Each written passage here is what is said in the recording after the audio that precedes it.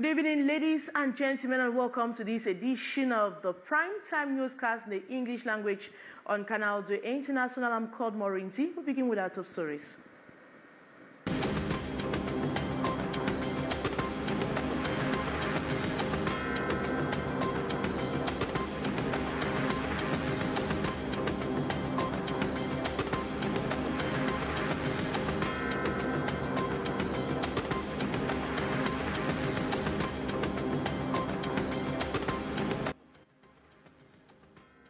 Late SDF chairman John Frundi have finally arrived Bamenda. Thousands are said to have turned out on the streets of Bamenda to salute the convoy and pay their last respect to the fallen hero. In this edition, we paint the ambience in Bamenda, northwest region of Cameroon. We equally tell you the story of a 29-year-old girl crushed by a truck as an attempt to wrestle with criminals who attempted snatching her handbag. According to family members, she was supposed to travel to the United States of America tonight. Those are major stories. Details right ahead.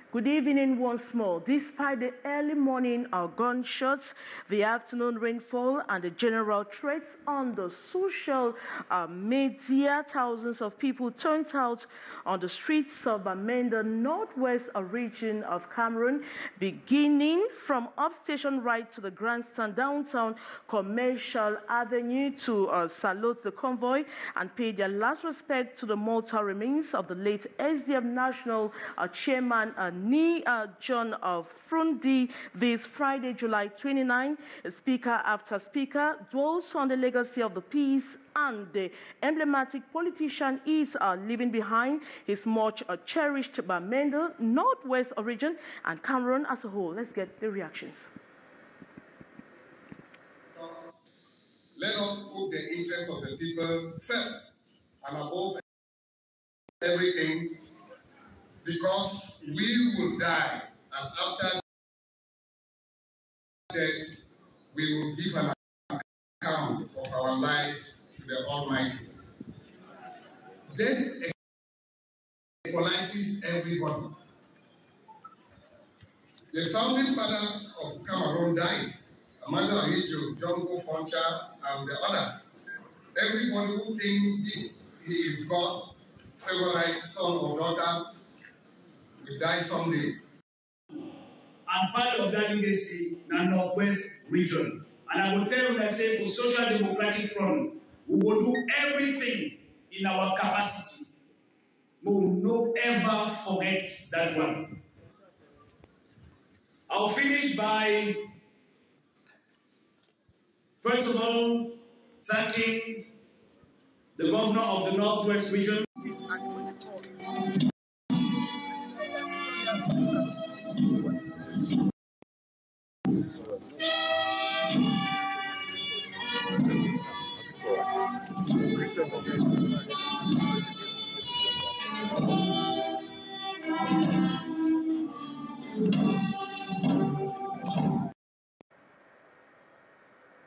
And from the grandstand down Commercial Avenue, the remains of the late SDF chairman John Frundi were equally taken to church. Let's get a reaction of the governor of the northwest region, Adolphe Lily Lafrique.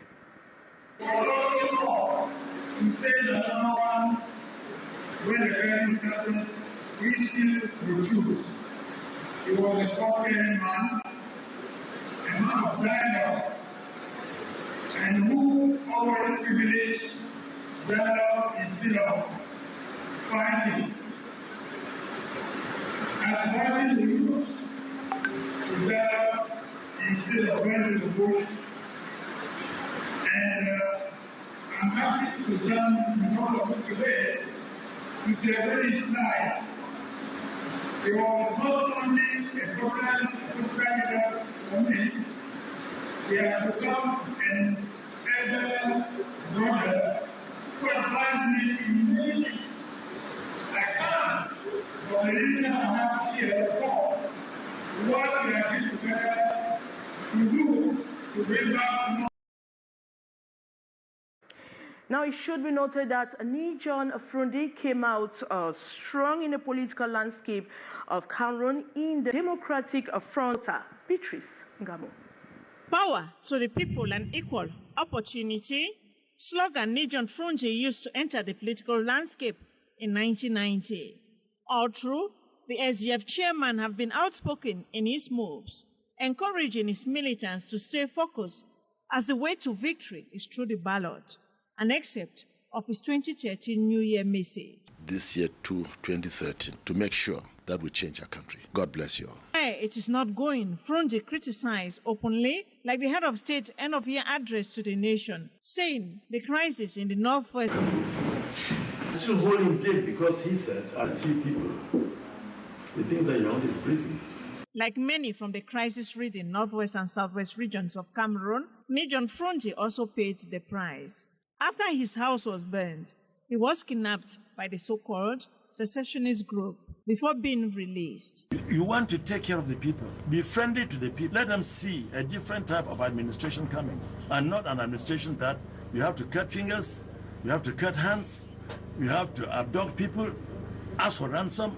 And I told them that as long as the real Ambazonians are not condemning this, then I condemn them. That is why, when the Prime Minister and Head of Government, Joseph Dion Gute, opened consultations ahead of the major national dialogue, Frundi answered the call with all his état-major. Mapping the future, we see before us the children. And to me, the children are the future. And these are the children dying in the bushes, either from both sides. But please, I think Cameroonians should sit down and talk from their hearts, deep down their hearts, what they think this country should look like. So I will not run away because the children have threatened me. I better come and talk and be killed than not to talk at all and make my own point of view known. If I shall have made my own point of view known and I'm killed thereafter, I want to let you, the press, know that if you come and look at my face in death, I'll be smiling. The SGF chairman, now of blessed memory, can be seen emptying his mind to Mr. Bia as he usually addressed him during their different encounters. It was a nice meeting where we agreed that the dialogue has started, the stalemate has been broken, and given the constraints of time, we cannot discuss much. Efforts for an end to the political crisis that has destroyed the two Anglophone strongholds, northwest and southwest regions, they struggle till this end.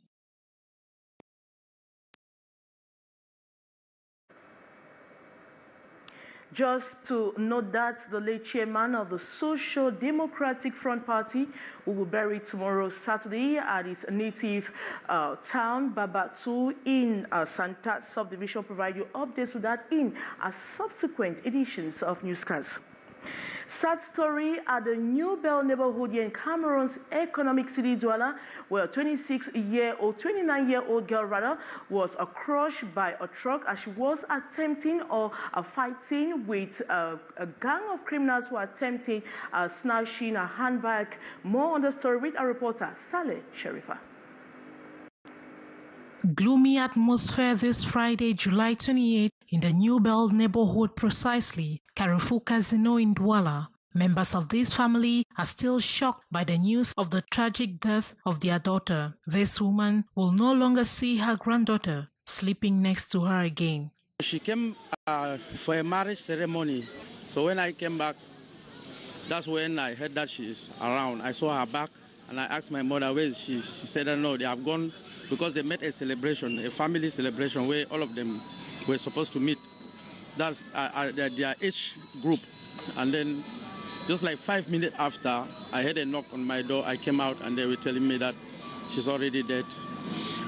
They tried to took away her purse around Casino. Those thieves attacked her and she held tied to her purse. In that struggle with the thief now pushed her And when he pushed her, now she fell under a truck. Yes, a very big truck loaded with a container, and he smashed her head. According to the residents of the neighborhood, this is not the first time such aggression is taking place in that area. They call on government to step up measures in combating insecurity in the locality. This is not the first time we are witnessing a scene of aggression, but witnessing someone dying such a tragic death is really traumatizing. We have been trying as young people of the neighborhood to put insecurity, but we equally need support from our quarter heads. It is not really easy in this area with aggressors. It has become a lifestyle. It's like we are on our own with no protection from our quarter heads. Morjanatu Ibrahim was a native from Isu village, Menchum division in the northwest region of Cameroon. Investigations have been opened to track down the aggressors. According to the victim's uncle, she was buried this morning at 8 a.m. according to the Islamic religion. She leaves behind her daughter Hafsat Ibrahim of 8 years old, with whom she was supposed to fly to the United States of America on August 15, 2023. 8 individuals, including 4 bone traffickers and 4 assassins, are presently in gendarmerie custody in the nation's political capital, Yaoundé. They were presented to the press at the 1st Gendarmerie region. Our reporters Beatrice Angamo and student journalist Manuel Amanga tells us more on the story. A network of presumed human traffickers have been dismantled by the agents of the National Gendarmerie. The strong base of their activities, very lucrative for many, common in the east region of the country. After the act, the supposed criminals brought booty to the capital city Yaoundé for the ready and sure market. The first 2 were caught upon arrival at the Mvan neighborhood. Les capteurs dissimulés déjà dans la région de l'Est, département du Lom-et-Djalem. We apprehended them thanks to our sensors hidden in the east region, precisely at Lompanga. We exploited it, and it permitted us to alert our comrades who were on the field. We set several traps which led to the arrest of 2 individuals having 2 bags containing human bones here at the traveling agency at Mvan. Their confession, alongside the support of the Belabo Brigade and Lompanga Police Station, helped to apprehend the other 2 bone traffickers. Investigation took all to the site where the graves were desecrated. While in custody, further investigation took the gendarmes to the presumed sponsor near Obala in the central region. This with the help of sensors. The latter confessed and disclosed the location of his partners in crime. The other 4 also in detention as supposed murderers. We caught them thanks to our collaborators on the field who sent us the information. It was all about the discovery of 2 corpses who, according to the medical doctor, presented signs of violence. According to family source, it was a crime of passion or love crime. The son-in-law had a problem with his spouse. The latter asked for the issue to be settled, and it wasn't. So he decided to murder his in-laws. This new arrest is coming when the rate of criminality has been taking an upward climb all over. The 8 in detention are to appear before the state attorney. And youths have been told to take action against the escalating problem of plastic pollution in Cameroon and elsewhere across Africa, the disturbing problem that provoked the WIN Summit holding in Cameroon's economic city, Douala, targeting mostly youths to be advocates against plastic pollution. More in the following story. Most people in Cameroon only turn to discover the gravity of plastic pollution when the environment is flooded with a huge quantity of plastic waste littered almost everywhere, be it on rivers, streets, markets, schools. The whole area is just polluted with heaps of garbage and plastic. This depicts how grave the problem is in Cameroon. 120 million tons of plastic that have been that are present in Cameroon, and less than 1% of this have been recycled. And so the situation is really critical because we lack how the means to manage all this plastic. If you lack infrastructure, the common man on ground would not be able to do anything. He could change, he would want to recycle, he would want to collect plastic, but if he doesn't have access to a recycling can, if he doesn't have access to a garbage can. Environmental experts through the WIN Summit held in Douala, July 29, have identified young people as the immediate solutions to plastic pollution. And the WIN Summit basically wants to bring young people together to brainstorm on solutions to plastic pollution, basically for different stakeholders, young people, researchers.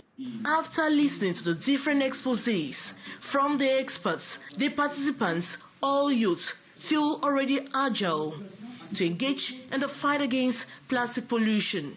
Environmental education has been neglected, and because of that, our environment keeps perishing every day. So I think we should keep preaching environmental education in schools. The summit seeks to promote the concepts of upcycling, recycling, and reusing of plastic waste as alternatives to single use of plastics. Experts present innovative approach to crack down on the ill. I'll take on my personal case with my organization, we are building classrooms and infrastructures with plastics. It means that we go to communities that lack infrastructure, that is school, classrooms, homes. Organizers intend to call the attention of policymakers, community actors, the population, and other environmental specialists to change mindsets and take concrete actions so as to reduce plastic waste and promote more sustainable future.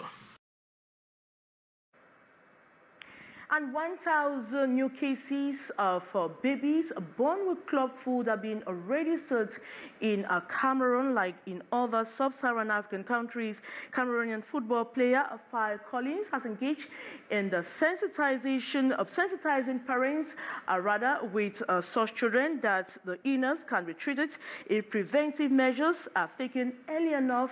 Our reporter Saleh Sharifa completes that story for us. In 2019, the Minister of Public Health recognized club food as a public health condition in Cameroon. The Cameroon Baptist Convention has been sensitizing the population on the treatment, and this July 27, Cameroonian football player Faye Collins joins them on the campaign at the Mbopi Baptist Hospital. We encourage every parent out there with a child born with club foot that there's a treatment, so they have the opportunity to get their children treated. Something that can be treated.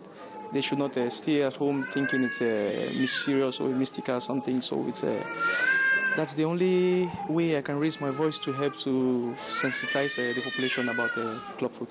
According to medics, club foot is a foot deformity in which a child is born with feet twisted inwards and is one of the most common physical disabilities affecting children in many African countries, including Cameroon, with so many of them in the Northwest region. So with that declaration of club foot as a public health condition, he approved the Ponseti treatment method as the gold standard for correcting club foot in Cameroon, and went ahead to set up a national management committee for the Cameroon club foot care program.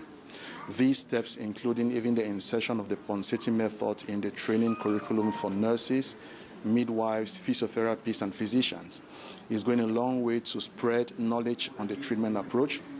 Just so in all the other parts of the country, if a child with club foot is identified and taken to any treatment facility, then if there is a physiotherapist, they should know what treatment method to use.